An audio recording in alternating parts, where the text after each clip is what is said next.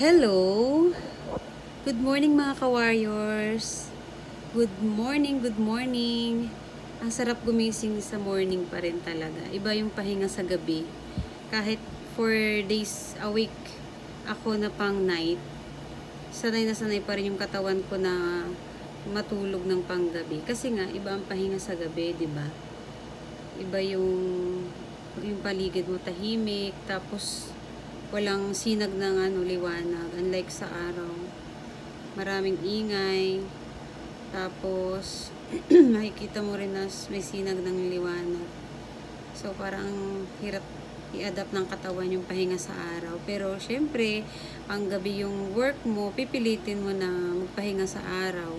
Kaya ang ginagawa ako, naka-blackout curtain ako.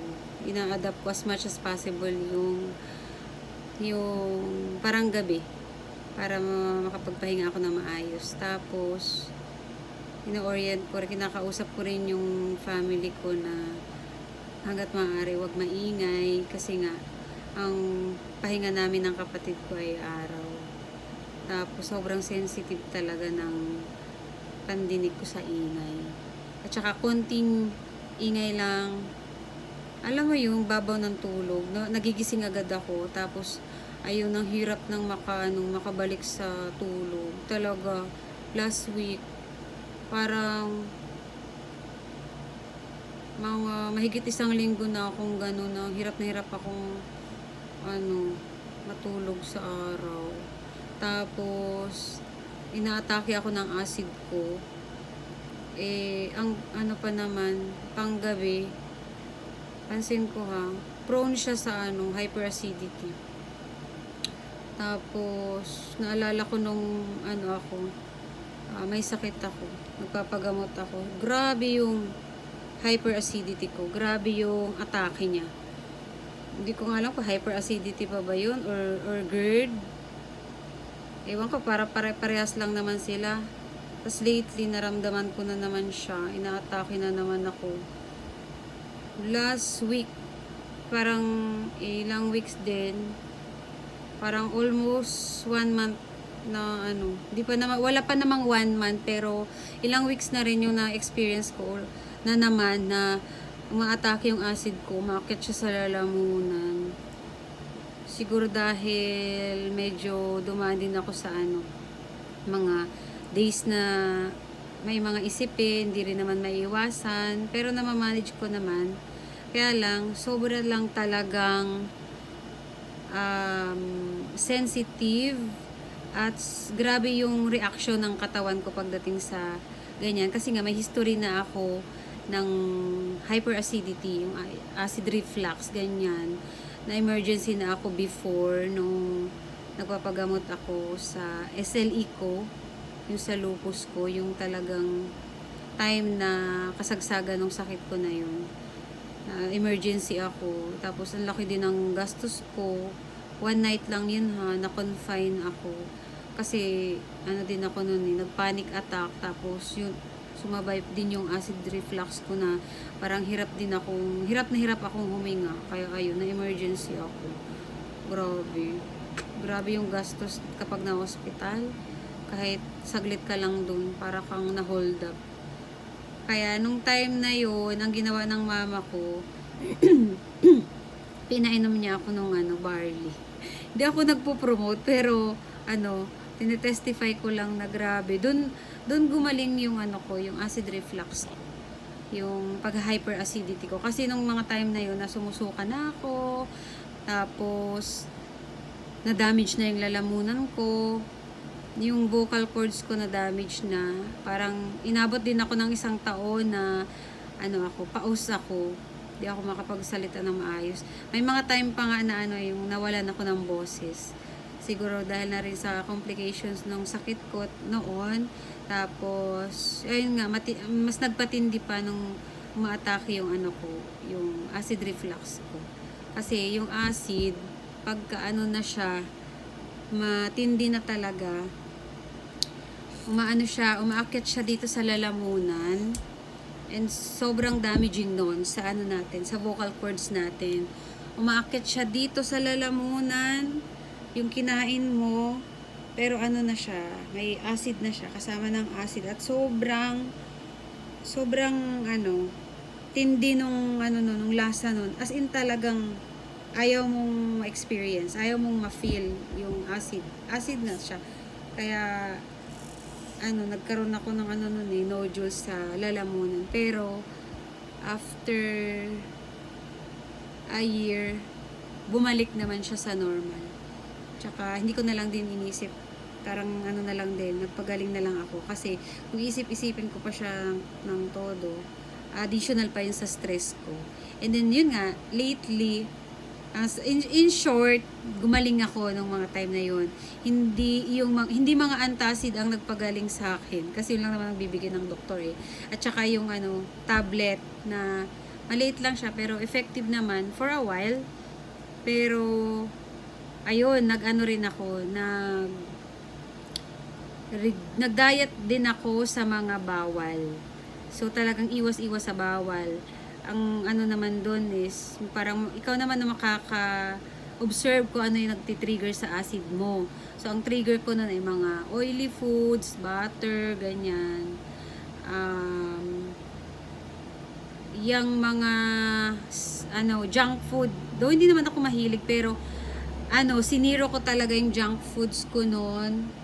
Tapos yun yung mga acidic na ano na food like citrus, ganyan, pineapple, tapos, saan pa, yun yung mga ano, creamy, yung like ice cream, yan, di rin ako masyadong nagkakakaino ng pasta, kasi, ayan ang mga triggers ko nun. Chocolate, yan. So, kung ano yung masasarap na gustong-gusto natin kainin, ayun yung mga nagtitrigger ng ano, hyperacidity, ng acid reflux or GERD, kung ano man niya related doon. Tinigil ko yun habang umiinom ako ng barley. Tapos, mga ilang months lang, actually, hindi nga ilang months eh, after basta almost a month, nag-relax na yung sikmura ko. Bumalik na siya sa normal. Hindi na ako sumusuka, hindi na bumabalik yung ano, kinain ko, yung acid, di na rin siya umakit sa lalamunan. Tapos ito nga, lately, dahil nga hindi maiwasan yung isipin, medyo na-stress, hindi naman sa trabaho, pero mga ibang bagay na isipin lately, na hindi din maiwasan, and sobrang bilis lang din ang reaksyon ng katawan. Ayun, nagano na naman ako, acid na naman ako, tapos hindi ako masyadong matunawan. Ayun yung mga effect ng stress, 'di ba? Hindi ka matunawan. Kaya sa sobrang desperate ko noon, bumili na nga ako ulit ng ano ko eh. Ito Marami to kasi parang twice or thrice a day ako itong antacid, Algina. Iniinom ito. Parang mga after kumain, iinumin mo siya, pampakalma ng acid. Pero hindi siya effective. Parang for a while lang, mga oras lang, kakalma, pero ayan na naman, atake na naman. And then, tinigil ko na to. Ayaw ko na rin uminom ng nung gamot. Kasi may mga iniinom na rin akong gamot eh. So, parang na ako sa gamot. Nagasawa na akong uminom. Ayoko na actually. Kung hindi lang kailangan for my SLE. Pero mababang dose na siya. Tsaka para sa rheumatoid ko. Yun yung mga iniinom ko. Tsaka sa buto ko, sa calcium ko. Yung iba, the rest is vitamins na lang.